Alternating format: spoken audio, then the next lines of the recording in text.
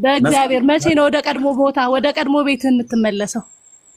ማን ነው እንደዚህ አበሳጭቶ ግን ያስወጣ? ሲጀመር በሆነ ሰው ነው አንተ ተናዳ የወጣው ሲጀመር እንጂ ቤተክርስቲያኗ ምንም አላረገች። ልመልስልሽ መልሱን ልብ ይመልስ። ምክንያቱም እዚህ ጋር እውነት አትመልስ። ልመልስልሽ መልሱን ነው ያልኩሽ እንዴ። ከጠይቅሽኝ አይቀር እዚህ ስንት ሺህ ሰው እየሰማ ወደ መልስ ለመመለስ አንዴ ጠብቂ።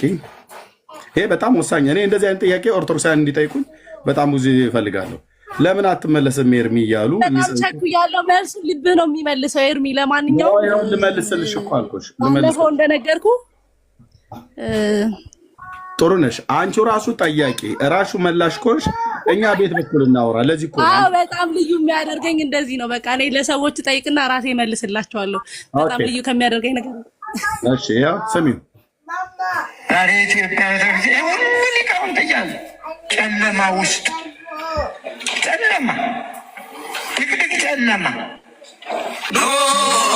ወደዚህ አልመለስም። ብፁዕ አቡነ ቆይ ሚዩት አድርጊ። ሚዩት አድርጊ። ቴንክ ዩ። ጥያቄ ጠይቀሸኛል። ቢያንስ 1 ደቂቃ ለቤቱ ባለቤት እንኳን እንድናገርልሽ ስጪኝ።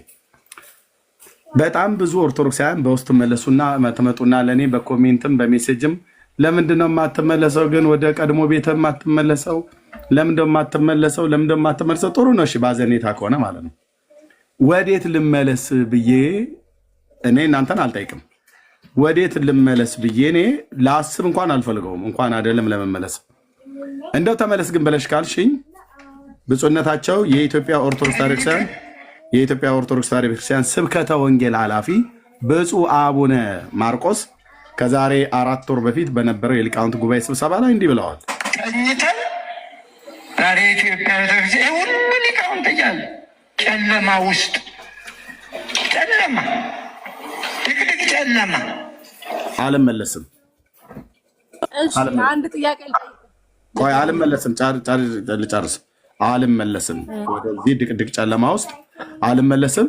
ለዚህ ድቅድቅ ጨለማ ውስጥ ላለው ህዝቤ ግን ወንጌል ሰብካለሁ እና ከዚህም ተናግሬያለሁ። በጣም ወንድሞች ኦርቶዶክሳውያን አዝናለሁ በዚህ ጉዳይ ስለማልሰማችሁ።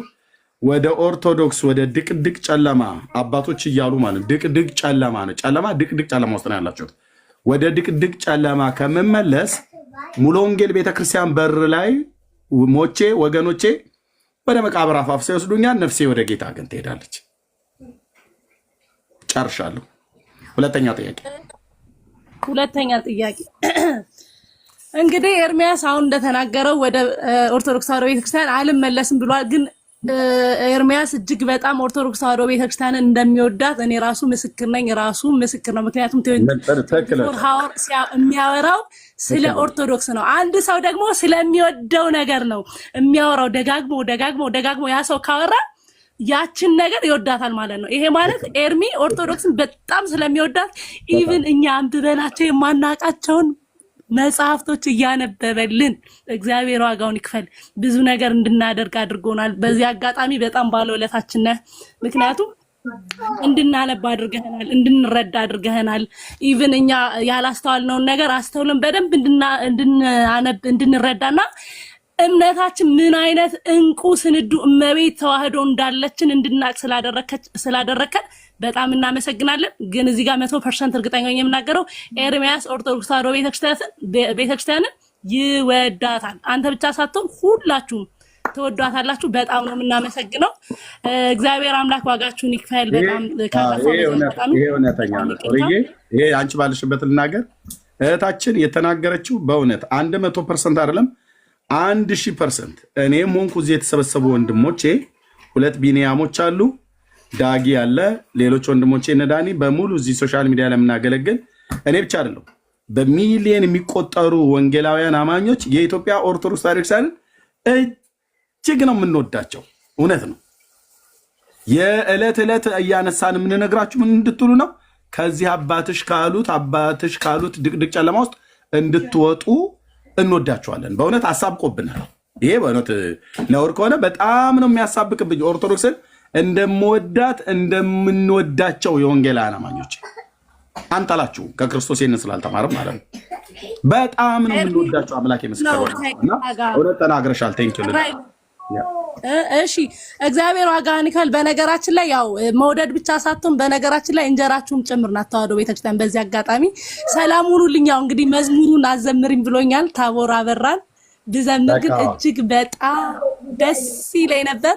ያው እናንተ ትዘምሩልናል፣ እኛ ግጥምና ዜማ እናዘጋጃለን፣ እናንተ ትዘምሩታላችሁ። ሰላም ሁኑልኝ። ቴንኪው ዳግዬ። ያልተቀደሰ ነገር አትቅመስ ነው ያለኝ። በትክክል ብሏል። ቴንኪው ተባረኪ። ኦኬ እሺ። ስዩም የመስቀል ምልክትን ሰርታችሁ ከእንጨት ያው ይቃጠላል፣ መስቀሉን የሚቃጠለው ይሄን ደግሞ ከየትኛው ሐዋርያት አይታችሁ ነው ተብሎ ሲባል ያው እውነት ለመናገር እውቀትን እየናኩ ሳይሆን አንተ አይደለም ከላይ ያሉት አይመልሱትም። እንዲህ አይነት ልማድ በኢትዮጵያ ኦርቶዶክስ ቤተክርስቲያን የሚደረገው አይነት ልማድ በክርስቶስ አብያተ ክርስቲያናት ውስጥ አንድም ቦታ ላይ የለም። አንድም ቦታ ላይ የለም። እንደዚህ መስቀል ደመራ ያከበረ ማለት ነው። 300 ዓመት ቆይቶ ነው እንግዲህ መስቀሉ ተገኘ ተብሎ የተባለው ማለት ነው። እና ኦልሞስት የ1700 ዓመት ታሪክ ውስጥ በዚህ ታሪክ ውስጥ መስቀልን ደመራ የሚያከብር አለ። ራሷም የኢትዮጵያ ኦርቶዶክስ ቤተክርስቲያን አታከብርም ነበር።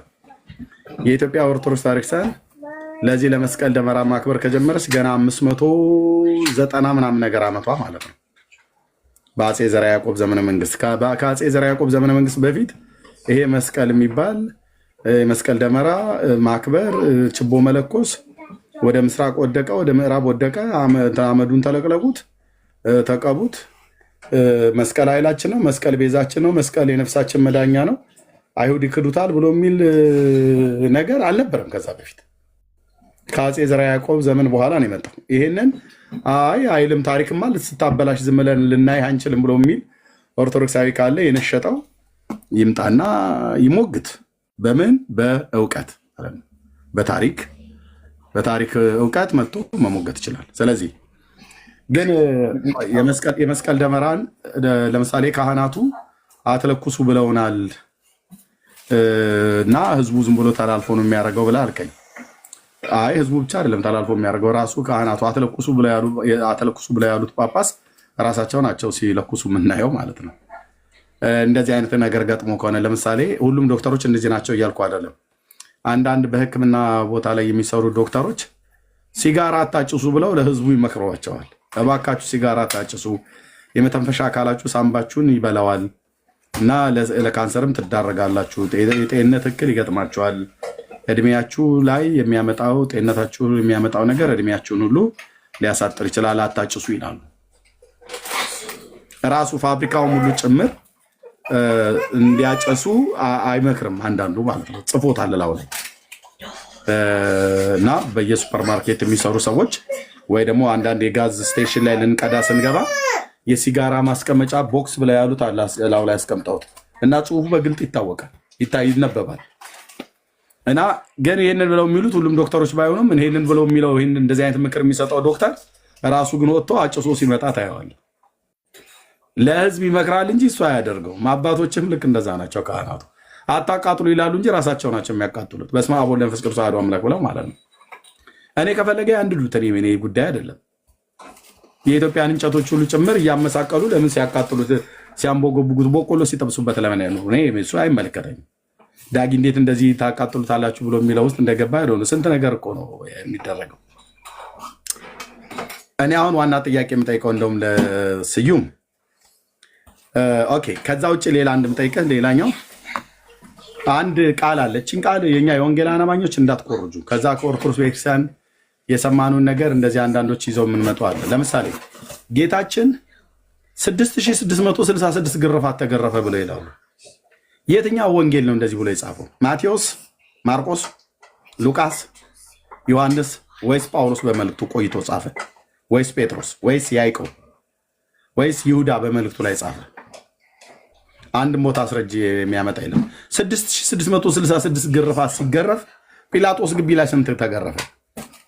ሄሮድስስ ግቢ ላይ ስንት ተገረፈ? ማን ነበር ግርፋቱን የቆጠረው? ቆጥሮ 6666 መሆኑን 66666 መሆኑን ማን ያሳየው? እውነት ልንገራችሁ፣ ይሄ የኦርቶዶክስ መነሻና መድረሻ የሌለው ታሪክ የተረት ታሪክ ይባላል። ተረት ማለት የተረት ታሪክ ማለት ነው። 6666 ግርፋት ጌታችን እንደተገረፈ እናውቃለን። መጽሐፍ ቅዱስ ይላል። መተውታል፣ ራሱን በመቃውሉ መተውታል። ግን 1 2 3 ቁጥር አንተኛው 4 ቁጥርና ደቀ መዛሙርቱ ጻፉት በኋላ ላይ እንዲያነቡት ብለው የቆጠረ የለም። ዚፕ አስገቡ 6600 9900 ምናምን ነገር የሚባል ይሄ ወሬ ነው፣ መረጃ የሌለው ወሬ ነው። እና አትድገሙት። የወንጌል አማኞችም ይህንን ቃል ተጠቅማችሁ እንዳትሉ። ጌታችን ተገርፏል። አዎ ቁጥሩን ግን ያው አንዷን ቁጥር ስታስቀራት 666 ነው። አይ ቲንክ ቀስ ብለው አንዷን ቁጥር ያስቀሯትና 6666 አይደሉ ላይ ያሉት። ይሄ በ6 ቁጥር የተለከፈ ክፉ መንፈስ ካልሆነ በስተቀር ጌታችን ይህንን ያህል ተገረፈ ብሎ ቅዱሳት መጽሐፍት አይነግረንም። መገረፉን ቢነግሩንም ቅሉ የተቀረፈበትን ግን ቁጥር አንዳቸውም ሐዋርያት አላስታወቁንም። ጸሐፍት ሐዋርያት የተባሉ ማቴዎስ፣ ማርቆስ ማነው ማርቆስና ሉቃስ እንኳን ከሐዋርያቱ አይደለም፣ ግን የአይን ምስክሮች ናቸው ነበሩ በወቅቱ። ስለዚህ ማቴዎስም፣ ማርቆስም፣ ሉቃስም፣ ዮሐንስም፣ ጳውሎስም፣ ያዕቆብም ይሁዳም አልጻፉም። 4 ነጥብ። ስለዚህ 6666 ብሎ ወሬ ነው ማለት ነው። ቀሲስ እንዴት እንኳን ደህና መጡ አባ። እንኳን ደህና ቆያችሁ። ኤርምያስ ጤና ይስጥልኝ። እግዚአብሔር ይመስገን። ሰላም ነው? ሰላም፣ እግዚአብሔር ይመስገን። ሁሉ መልካም። ደህና ነኝ፣ እግዚአብሔር ይመስገን። እንኳን አደረሰዎት። እንግዲህ ቴንኪዩ ስለ ብርቃትህ። አሁን እንኳን አደረሰዎት እንዳልኩት ታውቀዋል። አይ እሱን ችግር የለውም የሚለኝ ይለኛል። ያው ግን እንዴት አለ ሰላም ነህ ሆይ የሚለውን ይበቃናል። እሱ ይሻለናል።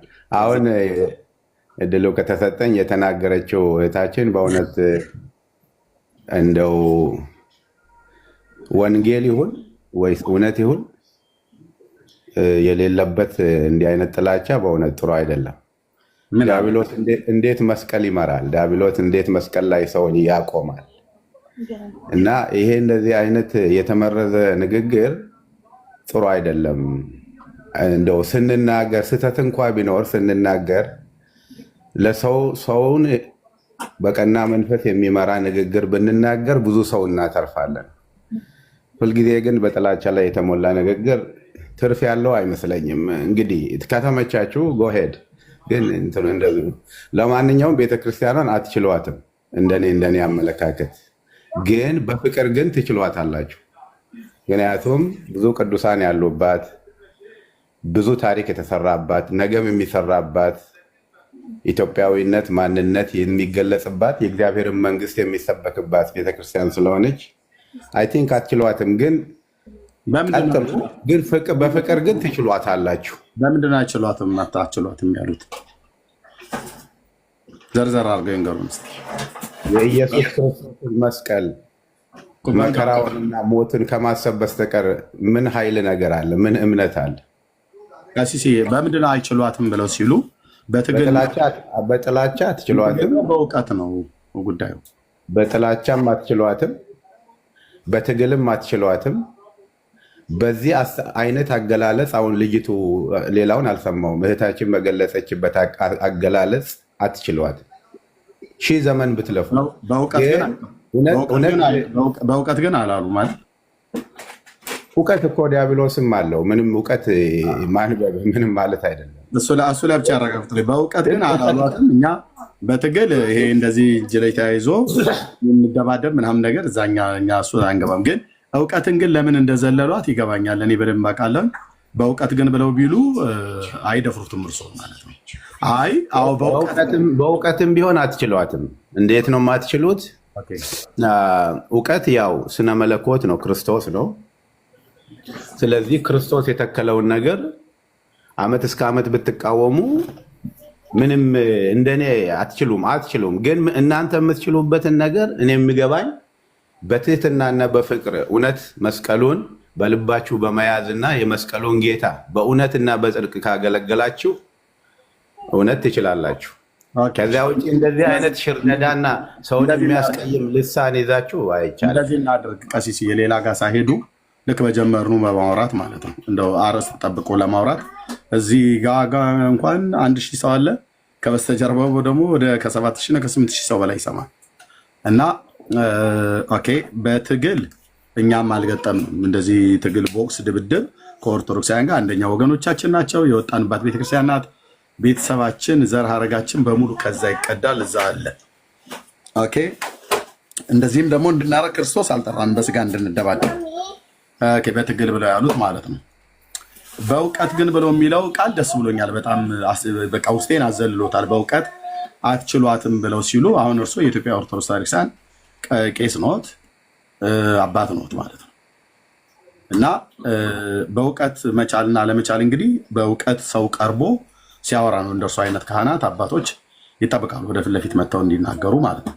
ስለዚህ አሁን እርሶ እዚህ ስለመጡ እኔ አሁን እንደው ትግል እንግጠም እያልኩ አይደለም። በእውቀት ነገረ መስቀሉ ላይ እንደው ጥቂት እንበል እኔና እርሶ ስለ ነገረ መስቀሉ ታሪካዊ አመጣጥ፣ እውነተኝነቱ እና ለምን መጣ፣ በመምጣቱስ ኢትዮጵያ ምን አተረፈች፣ ምን እንማራለን፣ ይሄስ አገልግሎት መቼ ነው የጀመረው እና በእውነት ያ መስቀሉ መጣበት የተባለው ታሪካዊ አመጣጥ እውነተኝነቱን ሁሉ ጭምር እሱ ላይ ታሪኩን እንደሚያውቅ እንደ ቤተክርስቲያን አባት ሲነግሩ በቃ በእውቀት አለመቻላችንን እኛም ጥያቄ እንጠይቃለን። እኛም ደግሞ በጉዳዩ ላይ አንብበንም ይሁን ተምረንም ይሁን እንደርሱ አይነት አባቶች ስንናገር አላዋቂነታችን፣ ስትናገሩ እውቀት አዋቂነታችሁ ይገለጣል ማለት ነው። ስለዚህ እኔ እንደዚህ ብዬ ልጠይቀውት፣ ግማደ መስቀሉ ግሼን ነው አይደል ቀሲስ? በታሪክ አዎ። ከየት ነው የመጣው ብላ የምትለው የኢትዮጵያ ኦርቶዶክስ ታሪክሳን ግማደ መስቀሉ? አሁን እሱ በታሪክ ተጽፏል። ዓመት እስከ ዓመት ተነግሮ አንተም ዲያቆን በነበርክ ጊዜ የምታውቀው ነው። የኢትዮጵያ ሕዝብ ጠቅላላ የሚያውቀው ታሪክ ነው። ምንም አሁን እኛ ግማደ መስቀሉ ከየት መጣ ወዴት መጣ የሚለው ጊዜ ከመፍጀት በስተቀር ምንም እኛ የምናደርገው አለ። በቃ እኛ በእኛ እምነት በእኛ ቤተክርስቲያን ግማደ መስቀል አባቶቻችን ነገስታት በተረዱት ባገኙት በፈለጉት መሰረት ኦርቶዶክሳውያን አምጥተው በግሸን አስቀምጠዋል። ያ በክርስቶስ ኢየሱስ ላይ ያላቸውን እምነት ወደ እጹም ወደ ቁሱም ወስዷቸዋል። ምንም ይሄ ምንድነው? ግማደ መስቀሉ ከግብፅ መጥቷል። አቤት ኦኬ፣ ከግብፅ ነው የመጣው። ሀገሩንም እየጠየኩ ነበር። ከግብፅ ነው የመጣው። ታሪኩ እንደሱ ነው። ኦኬ፣ ከግብፅ።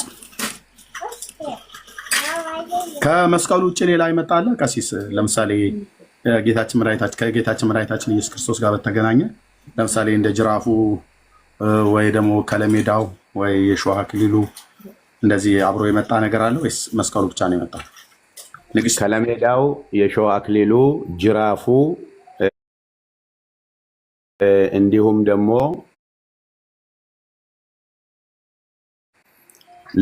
ልቡ የመጣው በአባቶቻችን ልብ ውስጥ ነው እንጂ እምነቱ ያው ከለሜዳ ማለት መስቀል ማለት ራሱ ግማደ መስቀሉ ወይም ደግሞ እጹ እንዳልሆነ አንተም ታውቃለህ።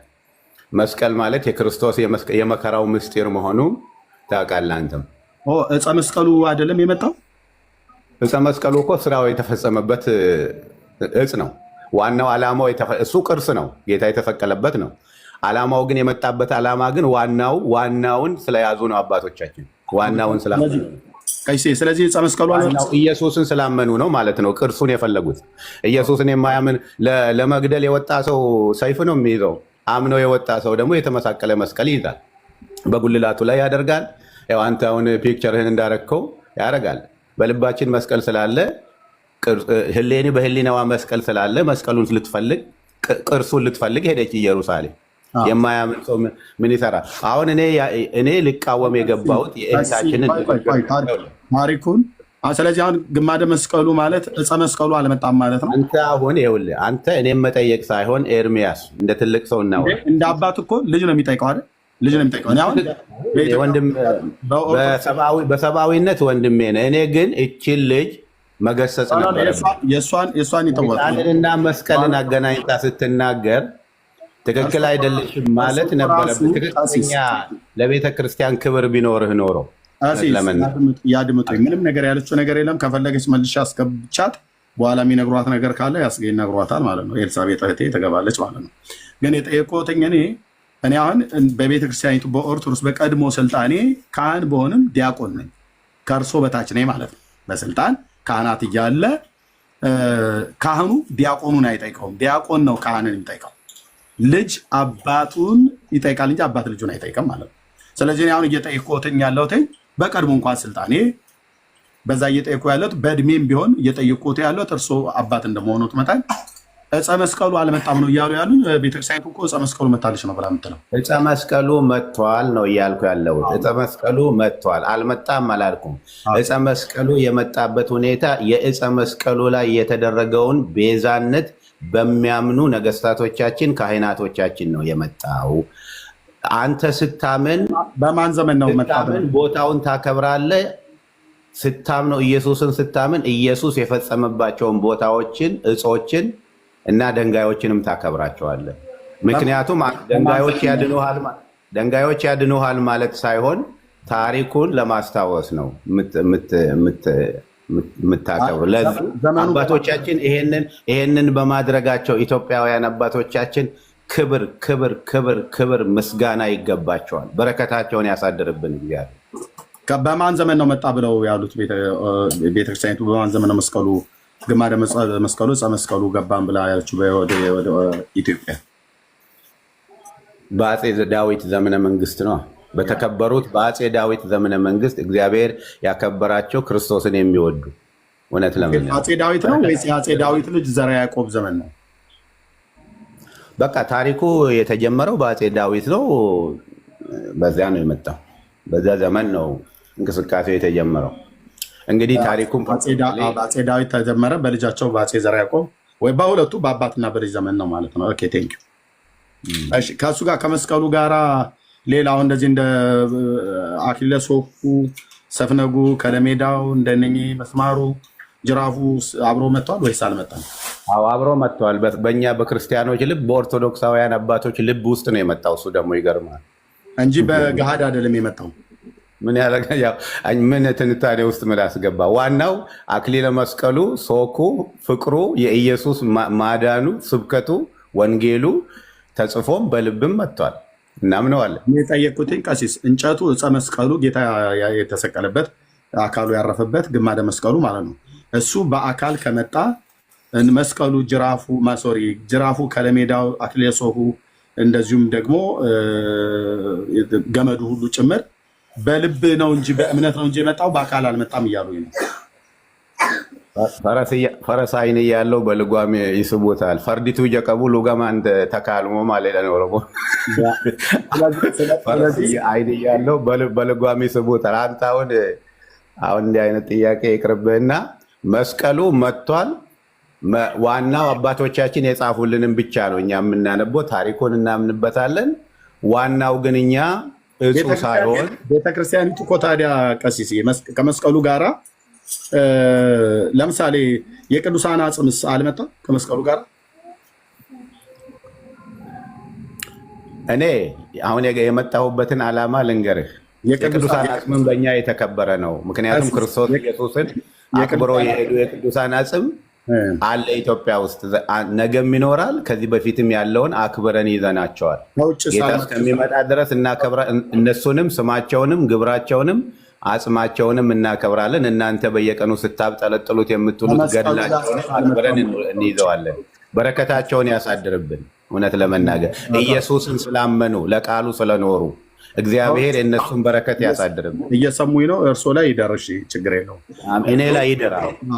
ያልኩትኝ ከውጭ ከመስቀሉ ጋር መጥቷል ወይ ነው እያልኩት ያለሁት። የቅዱሳን አጽም እኛ የቅዱሳን እምነት ነው። መስቀሉ ግማደ መስቀሉ መጥቷል። ታሪኩ ተጽፏል። በተጻፈው መንገድ ነው የምንሄደው ነው መልሴ። ክቡር ወንድም ኤርሚያስ ቀሲስ የመጨረሻ ጥያቄ ነው፣ እንደው ምናልባት ካልደከሙ ማለት ነው። የጊዮርጊስ የፈረሱ ጭራም አብሮ መጥቷል አይደል? ዓላማው የጊዮርጊስ ጭራ የፈረሱ ጭራ የጊዮርጊስ ፈረስ አይደለም። የክርስቶስ ኢየሱስ መስቀል በሰይጣን መንግስት የሚደገፍ አይደለም ብዬ ለመቃወም ነው የገባሁት። ወንድሜ ኤርሚያስ የጊዮርጊስ የፈረሱ ጭራ አብሮ ጊዮርጊስማ በመስቀሉ አምኖ ሰማዕትነትን የተወጣ ታላቅ ሰማያዊ የፈረሱን ጭራ አገልጋይ ነው።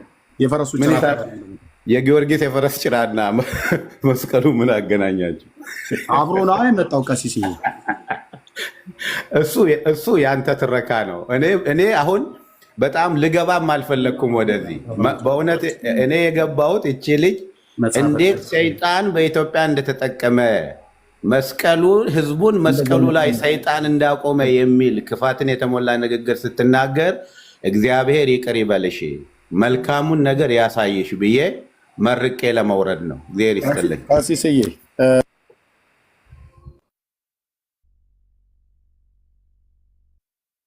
ሸሹ ማለት ነው። ይኸውላችሁ የኦርቶዶክስ ቄሶች አይቆሙም በፊቴ ብዬ የምላችሁ ለዚህ ነው። ልክ መጽሐፉን ላመጣው ስል ሸሹ። ቀሲስ አባዋዳ የኦርቶዶክስ ቄሶች እፊቴ አይቆሙም ብዬ ስናገር በጣም ብዙ ጊዜ ለፉከራ ይመስላችኋል፣ ግን አይደለም። ሸሹ። የገቡት ያችን እህት ሊሰድቡ ነው። አቅማቸው ጉልበታቸው የኦርቶዶክስ ቄሶች ሴት ላይ ነው። ወንድ ፊት ቆመው እውቀት ያለው ሰው ፊት ቆመው የማውራት የሞራሉም የእውቀቱም ብቃት የላቸውም። ሸሹ። እግሬ አውጪ ብለው ሸሹ። ግን የኢትዮጵያ ኦርቶዶክስ ተዋሕዶ ቤተክርስቲያን የጊዮርጊስን የፈረሱን ጭራ ሁሉ አምጥታለች። ይሄ የተጻፈው መጽሐፍ የጊሼን ደብረ ከርቤ ቅድስተ ማርያም ደብር ሰበካ ጉባኤ። ያው ገብተው ስለማይናገሩ ነው ማሳየው እንጂ ቢገቡ እንዴት ተሸጋ ነበር። ያው የማይገናኝ እጅና እግር የሌለው ወሬ አውርተው ነው የወረዱት። ያው ይሄው ነው ልማዳቸው ነው። የኦርቶዶክስ ቄስ ልማዱ ይሄው ነው። እንደዚህ ይላል ክፍል 10 ገጽ 214 በገዳሙ የታተመ መጽሐፍት ነው ማሳያችሁ። በገዳሙ በማን በጊሼን ደብረ ከርቤ ቅድስት ማርያም ገዳም ማለት ነው። ኦኬ ያው የቤተ ክርስቲያኒቱ ነው። እኚህ ናቸው የተረጎሙት። ተርጓሚው ርዕሰ ደብር የማነ ብርሃን አድማሴ፣ የደብሩ ሰበካ ጉባኤ የደብሩ አስተዳደር መምህር አባ ለይኩን ወንድፍራው ቆሞስ ማለት ነው። የጊሼን ደብረ ከርቤ ቅድስት ማርያም ደብር አስተዳደር ማለት ነው። እሳቸው የሚያውቁት ነው። ይህ መጽሐፍ በብፁዕ ቅዱስ አቡነ አትናቴዎስ የደቡብ ወሎ ሀገረ ስብከት ሊቀ ጳጳስ የቅዱስ ሲኖዶስ አባል እሳቸውን በሚያውቁት ማለት ነው። ልብ በሉ የቤተክርስቲያኒቱ መጽሐፍት ነው። መጣ የተባለው ከመስቀሉ ጋራ ምንድን ነው? የኢትዮጵያን ኦርቶዶክስ ተዋሕዶ ቤተክርስቲያን ጉድ ስሙ። ጉድ ነው ያልኳችሁ። እንዲህ ይነበባል። ግዕዙ እዚህ ያለ አማርኛ፣ ግዕዝ፣ አማርኛ፣ ግዕዝ፣ አማርኛ፣ ግዕዝ፣ አማርኛ እያደረጉ ነው የጻፉት። አማርኛውን አነብላችኋለሁ። ራሳቸው ናቸው የተረጎሙት። በቦታው የሚገኙ የቅዱሳን አጽም የት የደብረ ሊባኖስ ማነሶር የጊሼን ደብረ ከርቤ እዛ የሚገኝ የቅዱሳን አጥንት የሰው አጥንት ማለት አጽም። ዳግመኛ በዓላቸውን ታከብሩ ዝክራቸውንም ተዘክሩና ትማጸኑባቸው ዘንድ ይላል። ይሄ የቅዱሳን አጽም የተባለው ወደ ምድሪቱ የመጣበት ዋነኛ ምክንያት ዝክራቸውን እንዲዘክሩ ነው። ከዛም የቄሶቹን ሆድ እንዲሞላ ማለት ነው። ሌላ ለምንም አይደለም። ዝክር በመዘከር የቄስ ሆድ ነው የምትሞላው። ሌላ ምንም ጠብ የሚልልን ነገር የለም። እሺ ታከብሩና ዝክራቸውን ተዘክሩ እናም ትማጸኑባቸው ዘንድ ይላል። ልትማጸንባቸው ልትጸልይባቸው ማለት ነው። ኦኬ እሳቸው በልባችን ውስጥ ነው ያለው ጅራፉ መስማሩ ምናምን ብለው ቅድም ዋሹ። ከዛ ግን ይኸውልህ በወርቅ በተለበጠው ከእንጨቱ ሳጥን ውስጥ አጽማቸው ያለ ይላል። በወርቅ የተለበጠ ከእንጨት ሳጥን ውስጥ አጽማቸው ያለ በዛ በጊሼን ደብረ ከርቤ ማለት ነው። ሁሉንም አሁን የሚቆጥራቸው የቅዱሳን አጽም ከመስቀሉ ጋር አንድ አድርጎ የሚይዛቸው እሱ ነውና ከኋላም ያለችው 7400 ሰው ስሙ፣ እዚህም 1000 ሰው ስሙ፣ በድምሩ 8400 ሰው ስሙ የሚለው። ከዚህም ቀጥሎ የመጣው የቅዱሳን አጽም ዘርዝሮ ይቆጥራል ይላል። የመጣው የማን ነው? የማን አጽም ነው የመጣው? ከመጣው አጽም ቁጥር 1 ከዚያ ካለው መጀመሪያ አምላክን የወለደች የእመቤታችን የሐና አጽም የማርያም እናት አጽሟ ወሎ አለ ግሸን ደብረ ከርቤ።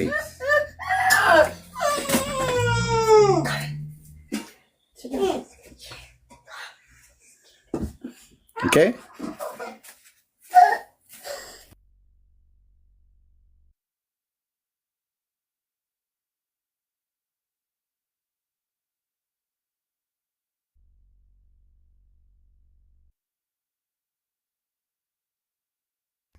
እሺ ይሄው የማርያም እናት አጽም የማርያም እናት የሐና አጽም ይሄው እንደዚህ ብለው አምላክን የወለደች የእመቤታችን እናት የሐና አጽም ኦርቶዶክስ አምጥታለች።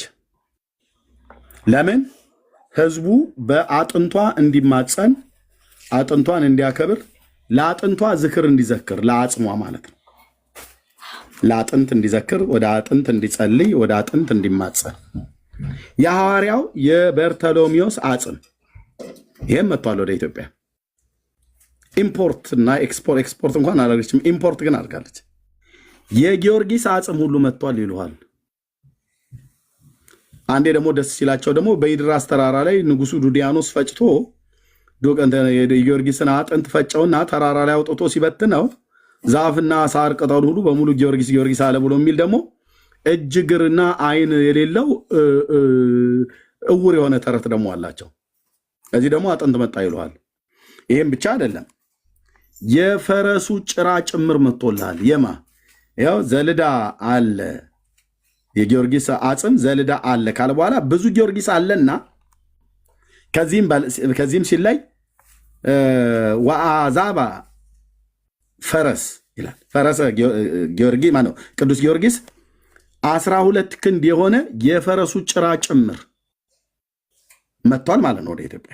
ይሄ መጽሐፍ የሚናገረው ወደ ኢትዮጵያ የመጡትን ዝርዝር ነው የሚዘረዝረው። እዚህ ውስጥ የፈረሱ ጭራ የጊዮርጊስ የፈረሱ ጭራ ለፈረሱ ጭራ ኦርቶዶክሳውያን እንዲዘክሩ የፈረሱን ጭራ እንዲያከብሩ የፈረሱን ጭራ እንዲማጸኑበት አምጥተዋል። ፋንድያውን ግን ለምን እንደተዉት ነው የሚገር። የፈረሱ ፋንድያ ጥሩ እኮ ነበር ለእመት ለማጨስ ማለት ነው። ፋንድያው እንደውም ተፈልጎ መምጣት አለበት። በዘመኑ የጣለው ፈረሱ ሲጸዳዳ የጣለው እሱ ጥሩ ነው። አጋንንት ያባርራል አሉ። እኔ አሁን በቅርብ ነው የሰማሁት። እንደ ኤልያስ ታዲያ እንደዚህ ካላላገጥኩብህ ታዲያ ምን በዚህ ተረታውን ካላላገጥኩ ምንድነው ብዬ የምለው ወንድሜ?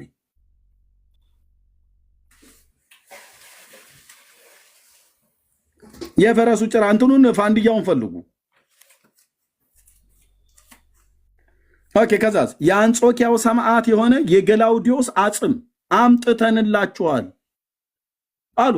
አጥንት ባጥንት ሆኗል ምድሪቱ በሙሉ። የእኛ ምድር አጥንት አልበቃ ብሎን ከውጭ ሀገር ሁሉ ጭምር ነው ያስመጣችን ለኦርቶዶክስ። ምን እንድታረግበት? እንድታከብር። ምን አጥንት እንድታከብር፣ አጥንትን ዝክሩ እንድትዘክር፣ አጥንት ላይ ሄደህ እንድትማጸን አምጥታለች። ሄሮድስ በቤተልሔም ያስፈጃቸው የ14,000 ከ4,000 ህፃናት አጽም መጣ አምጥተናል እያለች ነው ኦርቶዶክስ። አምጥታለች። ህዝቧን ብዙ ስለሆነ አጥንት አምጥታለች። አንዳንድ አጥንት እያዘለ ይውላል ያድራል ማለት ነው። ምን ልትል ትችላለህ ብራዘር?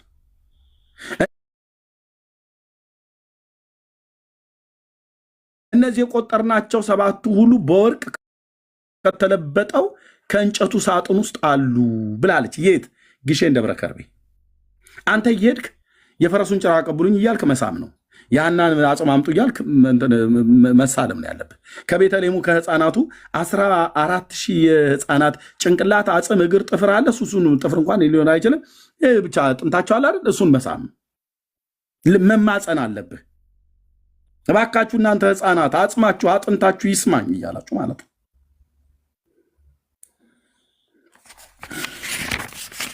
እኔ ስራዬ ማንበብ ብቻ ነው።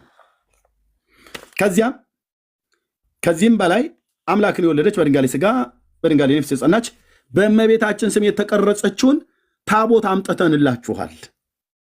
ታቦትም መታለች ከአጥንቱ ጋር። አጥንት ብቻ አይደለም የመጣው፣ የፈረስ ጭራ ብቻ አይደለም የመጣው፣ ታቦትም መታለች።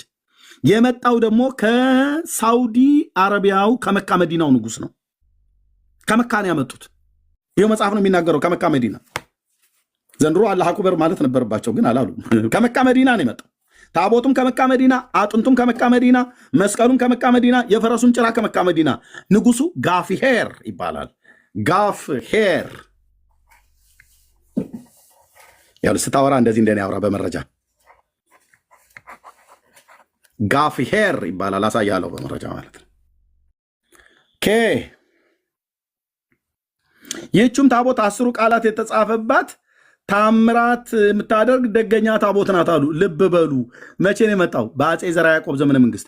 አፄ ዘርዓ ያዕቆብ ዘመነ መንግስት አፄ ዳዊትና አፄ ዘርዓ ያዕቆብ፣ በተለይ አፄ ዘርዓ ያዕቆብ ማናቸው?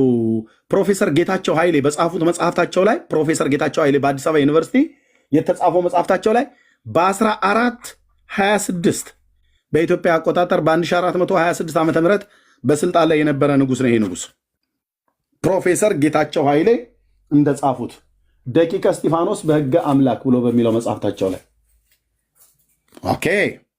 ስለዚህ ምን ልታወራ ነው? 10 ቃላት የተጻፈበት ታቦት በንጉሱ በሰለሞን ዘመን መንግስት መጥቷል ብለውን አልነበረም እንደ የዛሬ 3000 ዓመት? አዎ። አክሱም አለ ብለውን አልነበረም እንዴ? አዎ። ታዲያ አፄ ዘርዓ ያዕቆብ የዛሬ 590 ዓመት ላይ እኮ በኢትዮጵያ ላይ የነገሰ ንጉስ ነው። መናገሻውን ደብረ ብርሃን ያደረገ። አዎ። እና በዛ ዘመን እኮ 10ቱ ትእዛዛት የተጻፈበት ታቦት መጣ ብለው የሚሉን ይኸው እዚህ። እንዴት አይነት አማርኛ ነው አንተዬ!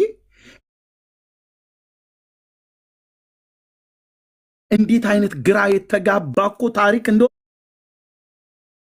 ልነግርህ አልችልም። ህዝቡ እንዳይነቃ አድርገው በአዚም በድንዛዜ በድግምት ይዘውታል። አንድ ቄስ ፊት ለፊት ያቆም ብዬ ስልህ በመረጃና በማስረጃ የተወለድክበትን ቀን ትጠላዋለህ አልኩ። እዚህ ቤት ስትመጣ መረጃ ማስረጃ ተናገር። እውነቱን ውሸት የሚቀጠፍበት ቤት አይደለም። በሰለሞን ዘመነ መንግስት ታቦት መጣ ብላችሁን አልነበረም እንዴ? ፕሮፌሰር ጌታቸው ኃይሌ የሚባሉ ታዋቂ ምሁር የጻፉት መጽሐፍት ነው። ደቂቀ እስጢፋኖስ በሕገ አምላክ ብሎ የሚለው የአፄ ዘርዓ ያዕቆብ ንግስና በ1426 እንደሚጀምር የአፄ ዘርዓ ያዕቆብ ንግስና በ1426 ዳጊ የሚዩት አድርገው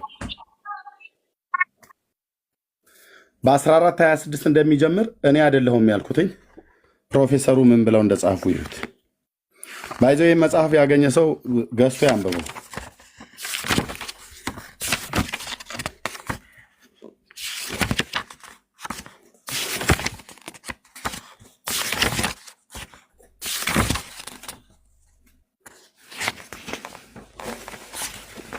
እንዴ ጠብቁኝ።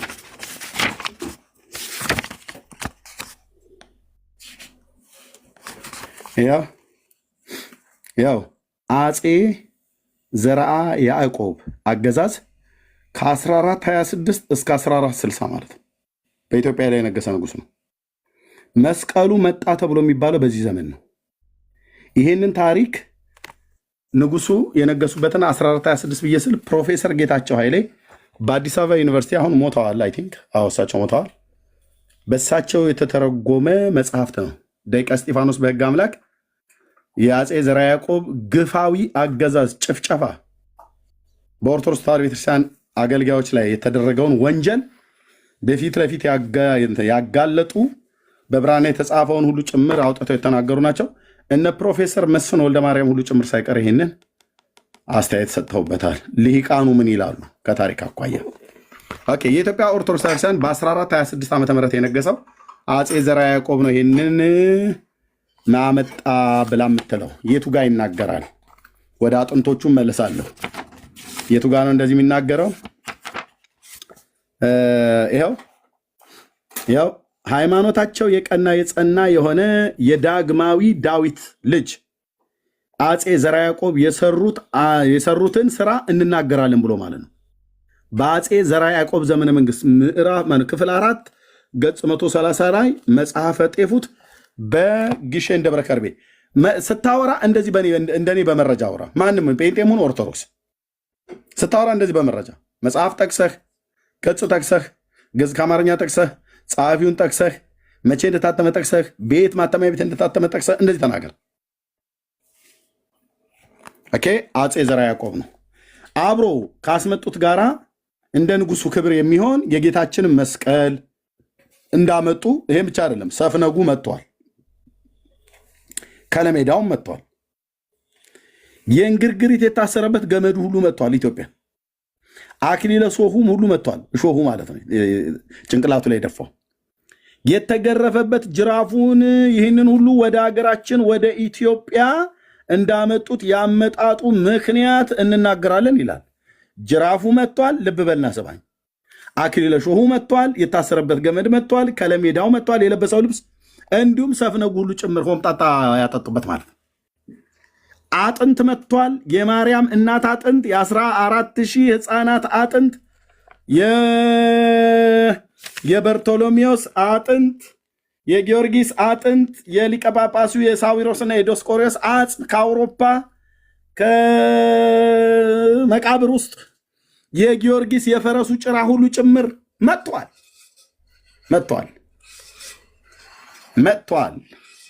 እናንተም ቢብላችሁ ኢየሱስ ጌታ ነው ትላላችሁ ጴንጤዎች። ይህን ሁሉ አምጥታ ቤተክርስቲያኒቱ ደክማ ኢየሱስ ነው ሕይወት ብለሽ ሄድሽ ወደ ኢየሱስ ማለት ነው። እንኳንም ሄድሽ ወደ ኢየሱስ ነው የሚሻለኝ ብለህ ሄድክ። ከኤርምያስ አንተም ቢሆን እንኳንም መጣን። የፈረስ ጭራ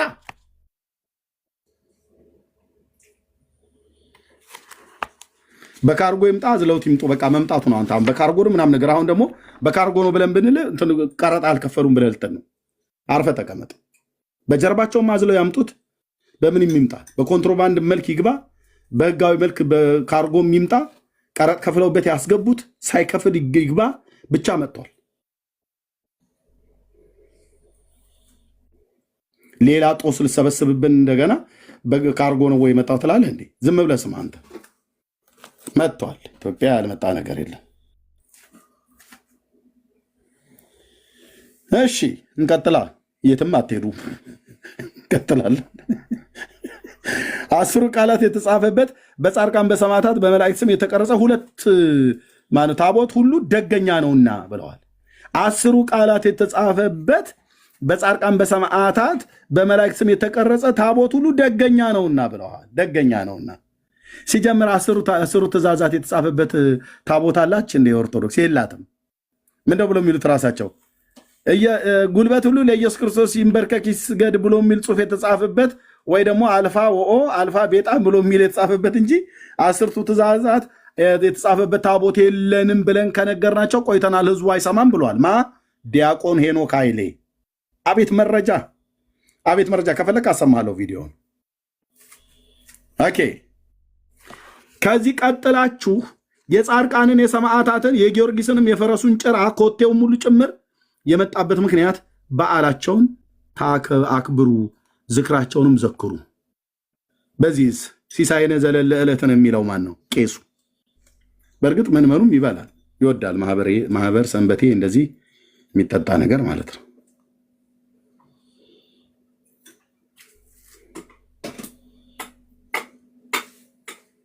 እኔ እኮ እኛ ጋ ያሉ ፓስተሮች ናቸው የፈዘዙት። እኔ ምንም አልገባኝ ብሎ ያለ እኛ ጋ ያሉ ፓስተሮች ተኝተውላል፣ አንቀላፍተዋል። ነብይ እንኳን የሚባሉትም በዛም በዚህም ተሯሩጠው ይበላሉ።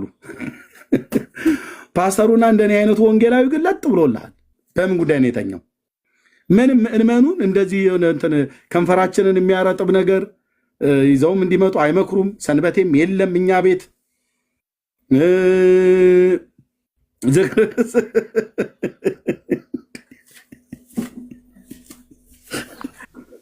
ዝክርም የለም። በቃ ዝክርም የለም። ፔንቴ ይመጣልህና እንደኔ ተሰብስቦ ጉባኤ እዘክረዋለሁ ስምህ እናገረዋለሁ ስራህን። እዚህ ለጌታ ብቻ ነው ዝክሩ ለጌታ ነው የሚሉ እዛ እኮ ዝክር ብራዘር የኛ የካህናቱ ከንፈር እንዳይደርቅ በስንት ነገር እኮ ነበር ሲንከባከቡ ነው የነበሩት። አንቺ ጆሊ ጁስ እንኳን በጥብጠሽ ይዘሽልን አትመጭም። ባዶ እጅሽን ጌታ ይባርክ ብለሽ ትመጫለሽ። ጌታ ይባርክሽ ብለሽ ትሄጃለሽ። ፈዘናል ብዬ የምለው እኮ በዚህ ነው። የሼክ የሙስሊም ሼኮች በዚህ ጉዳይ በጣም እነሱም ጋር ብራዘር ለደረሳውና ለኡስታዞቹ በጣም የሚዘጋጀው ነገር ተወኛልኩ። እኛንን በአስማት የቆመ ፓስታ ምን መስለው ምናልባት የእህቶቻችን ልብ እኮ ከራራለን ብዬ ነው።